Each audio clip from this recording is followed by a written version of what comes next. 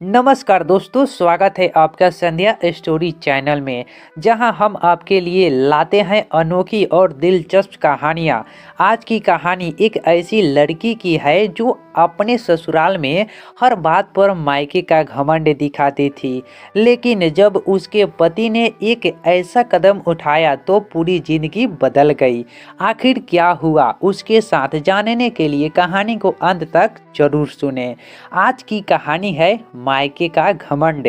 नेहा एक पढ़ी लिखी, तेज तर्रार और आत्मनिर्भर लड़की थी। उसका मायका शहर के एक प्रतिष्ठित परिवार में था। बचपन से ही उसे अच्छी परवरिश और हर सुख सुविधा मिली थी। जब उसकी शादी अर्जुन से हुई तो ससुराल थोड़ा साधारण था, लेकिन अर्जुन उसे बहुत प्यार करता था। शादी के कुछ ही दिनों बाद नेहा को अपने ससुराल का साधारण माहौल अखरने लगा।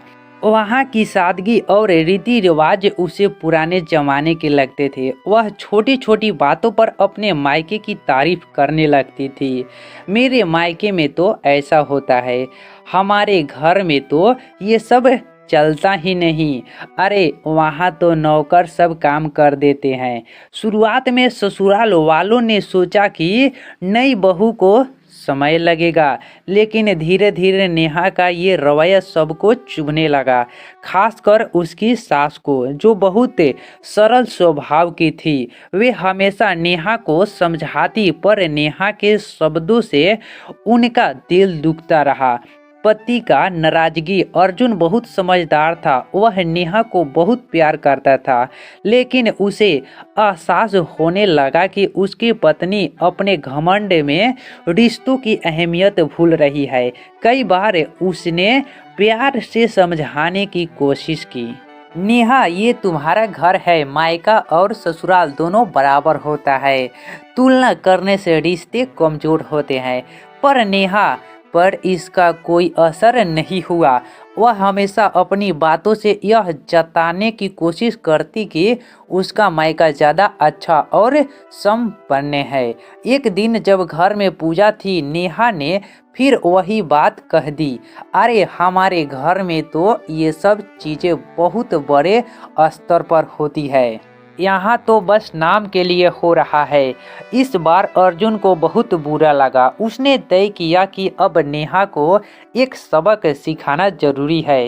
अर्जुन की योजना। अर्जुन ने एक दिन नेहा से कहा, तुम्हें अपने मायके से इतना लगाव है तो क्यों ना कुछ दिन वहीं जाकर रहो। नेहा को यह सुनकर खुशी हुई।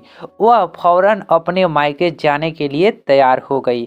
लेकिन यहाँ अर्जुन ने एक चाल चली। उसने अपने ससुराल में पहले ही फोन करके बता दिया कि नेहा को वहाँ किसी भी तरह की विशेष सुविधा ना दी जाए, ना नौकर चाकर उसकी सेवा करे, ना कोई उसे रानी की तरह रखे। उसे हर काम खुद करना पड़े। नेहा जब मायके पहुंची तो पहले दिन सब कुछ सामान्य लगा, लेकिन अगले ही दिन माँ ने कहा, बेटा हमें भी कुछ काम करने की आदत डालनी चाहिए, तुम भी थोड़ा मदद कर दो। पिता बोले, तुम्हारे पति और ससुराल को आदत है तुम्हारी नखरों की, पर यहाँ ऐसा नहीं चलेगा। धीरे धीरे नेहा को एहसास होने लगा कि मायके में भी वह अब मेहमान की तरह नहीं रह सकती। यहाँ भी उसे ससुराल की तरह जिम्मेदार बनना पड़ेगा। नेहा की सोच में बदलाव। कुछ ही दिनों में नेहा को समझ में आ गया कि असली जीवन क्या होता है। मायका और ससुराल दोनों जगह अपनापन होता है, लेकिन शादी के बाद असली घर वही होता है जहां पति और परिवार होता है। उसने महसूस किया कि उसकी बातों से उसके ससुराल वालों को कितना दुख पहुंचा होगा। जब वह वापस लौटी तो उसका व्यवहार पूरी तरह बदल चुका था। उसने सास के पैर छुए और कहा, माँ मुझे माफ कर दीजिए, मैंने अपने घमंड में आप सबका दिल दुखाया।